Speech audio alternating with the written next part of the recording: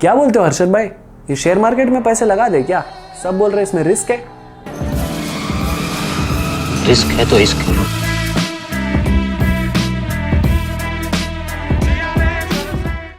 Hello दोस्तों, मैं हूं सीए प्रतीक काबरा और आज हम बात करने जा रहे हैं शेयर मार्केट्स के बारे में। इस वीडियो में हम देखेंगे कि ये शेयर मार्केट काम कैसे करता है और कैसे आप इसके अंदर सही तरीके से अपने पैसे इन्वेस्ट कर सकते हो।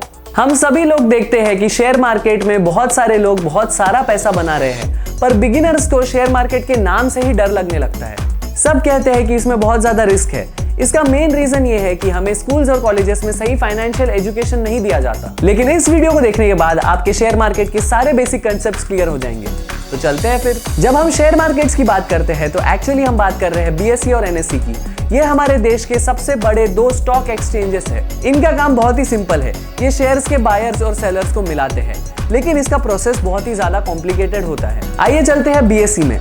ये इंडिया का सबसे पुराना स्टॉक एक्सचेंज है और यहाँ पे इंडिया के सभी बड़ी बड़ी कंपनीज लिस्टेड है। और ये है एनएसई। वैसे तो इन दोनों की वर्किंग काफी सिमिलर है, पर इन दोनों के ट्रेड वॉल्यूम्स में फर्क है। हर दिन इन स्टॉक एक्सचेंजेस पर करोड़ों के शेयर्स एक्सचेंज होते हैं, पर ये शेयर्स आए कहां से और इनका रेट ऐसे कैसे बदलते रहता है? जब भी एक कंपनी को फंड्स की जरूरत होती है किसी नए बिजनेस के लिए या एग्जिस्टिंग बिजनेस के एक्सपेंशन के लिए, तो वो कंपनी पब्लिक ऑफर लाती है, यानी आईपीओ, जिसके अंदर common man, high net worth individual और फाइनेंशियल इंस्टीट्यूशंस जैसे mutual fund houses, insurance companies, investment bank, ये सभी लोग इन्वेस्ट करते हैं। एक बार फंड्स जमा होने के बाद आपको शेयर्स अलॉट हो जाते हैं और ये शेयर्स डिपॉजिटरीज में डीमैट फॉर्म में जमा रहते हैं। कंपनी इन शेयर्स को स्टॉक एक्सचेंजेस पर लिस्ट करवा देती है, जहां पर ये हर दिन ट्रेड किए जा सकते हैं और इनका रेट हर दिन बदलते रहता है। अगर आज आप चाहो तो इंस्टेंटली पेट्रोलियम रिफाइनिंग का बहुत बड़ा करोड़ों का बिजनेस नहीं स्टार्ट कर सकते, लेकिन अगर आप रिलायंस इंडस्ट्रीज का सिर्फ एक शेयर ले लोगे तो आप पेट्रोलियम बिजनेस के एक छोटे से हिस्से के मालिक बन जाओगे। जब यह बिजनेस ग्रो होगा तो आपके शेयर की वैल्यू भी ग्रो होगी,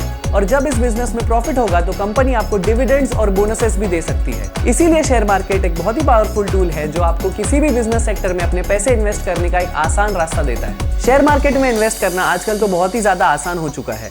आपको सिर्फ एक स्टॉक ब्रोकर की जरूरत है। Motilal Oswal, Hem Securities, Angel Broking, Zerodha, Upstox, आजकल इतने सारे ब्रोकर्स हैं। आप किसी भी ब्रोकर के साथ एक डीमैट अकाउंट ओपन कर सकते हो। जिस भी ब्रोकर की आपको फीस और ब्रोकरेज सही लगे उसके साथ आप एक अकाउंट ओपन करो and you can start investing in these companies. शुरुआत में इन्वेस्ट करने के लिए सबसे अच्छे होते हैं ब्लू चिप कंपनीज, यानी ऐसी कंपनीज जो बहुत ज्यादा बड़ी और एस्टैब्लिश्ड है। इन्हें चूज करने के लिए सबसे बेस्ट ऑप्शन है कि आप सेंसेक्स के 30 कंपनीज में से किसी भी एक कंपनी को सेलेक्ट कर ले, क्योंकि ऑन एन एवरेज ये सभी कंपनीज 15 से 16% का एनुअल रिटर्न देती है और देखते ही देखते आपके पैसे को डबल कर देती है। तो क्या बोलते हो फिर, समझ गया स्टॉक मार्केट? लगा दे इसमें पैसा। रुको जरा, सब्र करो।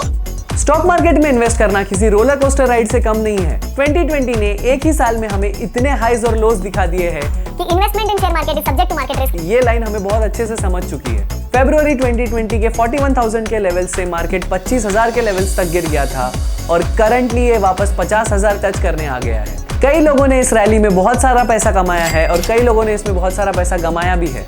सबसे बड़ी गलती इन्वेस्टर्स जो करते हैं वो ये है कि वो किसी फ्रेंड के या किसी रिलेटिव के टिप के बेसिस पे इन्वेस्ट करते हैं। वो खुद की कोई रिसर्च या एनालिसिस नहीं करते, या इससे भी डेंजरस वो टीवी की न्यूज देखकर अपने पैसे इन्वेस्ट करते हैं और फिर जब उन्हें स्टॉक मार्केट में लॉसेस होते हैं तो वो कहते हैं कि स्टॉक मार्केट ही बेकार है, स्टॉक मार्केट तो ऑपरेटेड है। मैं बताता हूँ कि एग्जैक्टली होता क्या है। जब आप कोई न्यू शेयर देखते हो तो उसका प्राइस यहाँ पर होता है, then the price goes up here and you think कि यार ये स्टॉक ले लेना चाहिए था, but you don't buy it here, then the price increases even further और वो यहाँ पहुंच जाता है। फिर आप सोचते हो कि यार ये तो ले ही लेते थे तो अच्छा होता, फिर आप एक्चुअली उसे बाय कर लेते हो and then the price starts to fall. Now ideally यहाँ पे आपका स्टॉप लॉस ट्रिगर हो जाना चाहिए था, लेकिन आपने तो स्टॉप लॉस लगाया ही नहीं था। इनफैक्ट आपको तो पता ही नहीं था कि स्टॉप लॉस नाम का कोई कंसेप्ट होता है, और ऐसे टाइम पर आप इमोशनल हो जाते हो।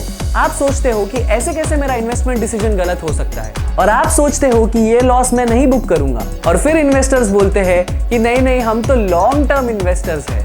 बिलीव मी, शेयर मार्केट के मैक्सिमम लॉन्ग टर्म इन्वेस्टर्स ऐसे ही पैदा होते हैं। हाँ, मैं मानता हूँ कि जेन्युइनली भी लॉन्ग टर्म इन्वेस्टर्स होते हैं और वो लोग एक्चुअली फंडामेंटल एनालिसिस करके लॉन्ग टर्म विजन माइंड में रखकर एक कंपनी में इन्वेस्ट करते हैं। ऐसे कई फेमस पर्सनैलिटीज हैं जैसे वॉरेन बफे, जो वैल्यू इन्वेस्टिंग लॉन्ग टर्म के लिए करते हैं। इनफैक्ट हमारे इंडिया के राकेश झुनझुनवाला भी लॉन्ग टर्म इन्वेस्ट करने में बिलीव करते हैं। इन दोनों पर्सनैलिटीज की लाइफ स्टोरी इतनी अमेजिंग है कि मैं इन दोनों पर एक सेपरेट वीडियो जरूर बनाऊंगा। पर आपको यह समझना होगा कि स्टॉक मार्केट में इन्वेस्ट करने के सिर्फ 2 ही रूल्स हैं। याद रहे मेरे 2 ही रूल हैं। रूल नंबर 1, मेरा पैसा कभी खोना नहीं, और रूल नंबर 2, रूल नंबर 1 कभी भूलना नहीं। लोग चाहे आपको कुछ भी बातें बताए, कुछ भी टिप्स दे, लेकिन आपको अपना कैपिटल कभी भी लूज नहीं करना चाहिए। विकेट बचा के रखोगे तभी तो पिच पर टिक पाओगे ना। हर बॉल पे बाउंड्री मारना जरूरी थोड़ी है, कभी कभी डॉट बॉल भी खेलना पड़ता है। आपको बाकी लोग चार्ट, रेशियोज, इंडिकेटर्स ये सभी बातें बताएंगे, लेकिन ये कोई नहीं बता रहा कि आपका कैपिटल बचाना सबसे ज्यादा इंपॉर्टेंट चीज है। ऐसा बिल्कुल मत सोचिए कि आपकी अपॉर्चुनिटी मिस हो गई तो आपको फ्यूचर में कोई और अपॉर्चुनिटी नहीं मिलेगी। नहीं, आपको और 100 अपॉर्चुनिटीज मिलेंगी। लेकिन अगर आप किसी गलत स्टॉक में इन्वेस्ट कर दो और बिना स्टॉप लॉस लगाए अपना पूरा कैपिटल ही लूज कर दो, तो वो आने वाली अपॉर्चुनिटी भी आप ग्रैब नहीं कर सकते। रिस्क है तो इश्क है, लेकिन रिस्क कैलकुलेटेड लेना है। आपको किसी भी स्टॉक में इन्वेस्ट करने के पहले उसका एंट्री लेवल और एग्जिट लेवल फिक्स करना पड़ेगा। ये दोनों पॉइंट्स किसी भी शेयर में इन्वेस्ट करने के लिए सबसे क्रूशियल पॉइंट्स होते हैं। ये एंट्री प्राइस और एग्जिट प्राइस का सबसे अच्छा इंडिकेटर होता है पीई रेशियो। यानी अगर एक शेयर आपको 1 रुपया कमा के दे रहा है तो उसके लिए करंटली मार्केट में लोग कितना पैसा देने के लिए तैयार है। बेसिकली इट इज प्राइस पर शेयर डिवाइडेड बाय अर्निंग्स पर शेयर। अगर किसी शेयर का पीई रेशियो 10 है तो इसका ये मतलब है कि 1 रुपया कमाने के लिए उस शेयर में आपको सिर्फ 10 रुपए लगाने पड़ रहे हैं, यानी आपका रिटर्न 10% का है। अगर किसी शेयर का पी रेशियो 30 हो चुका है, यानी 1 रुपए कमाने के लिए लोग उसके अंदर 30 रुपीज लगा रहे हैं, मतलब उसके ऊपर रिटर्न ऑन इन्वेस्टमेंट सिर्फ 3.3% का आ रहा है। लेकिन ये पी इंडिकेटर हर एक इंडस्ट्री के कंपनीज के लिए डिफरेंट होता है। मैं इन जनरल एक मार्केट के पी रेशियो की बात कर रहा हूँ। जब भी कोई पी रेशियो 30 या उसके ऊपर जाने लग जाए तो आप ये बात समझ जाओ कि मार्केट में हर चीज ओवर वैल्यूड है।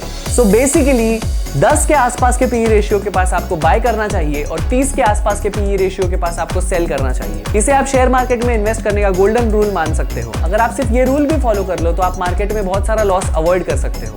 एट प्रेजेंट सेंसेक्स निफ्टी का पी रेशियो बहुत ही ऊपर जा चुका है, तो आप अपना पैसा बहुत सोच समझ कर ही शेयर मार्केट में इन्वेस्ट करें। I am not demotivating you from investing in share market, but invest your time before you invest your money. And believe me, you will earn great returns and thank me for this advice. I hope इस video से आपको कुछ value मिली होगी। Share markets में invest करना risky है, लेकिन उससे भी ज्यादा रिस्की है इस वीडियो को बिना लाइक करे चले जाना। अगर आप इस चैनल पर नए हो तो इसे सब्सक्राइब करें और बेल का नोटिफिकेशन जरूर दबाएं। एंड लेट मी नो कि आप अगला वीडियो किस टॉपिक पर देखना चाहते हो। Thanks for watching and see you guys next time.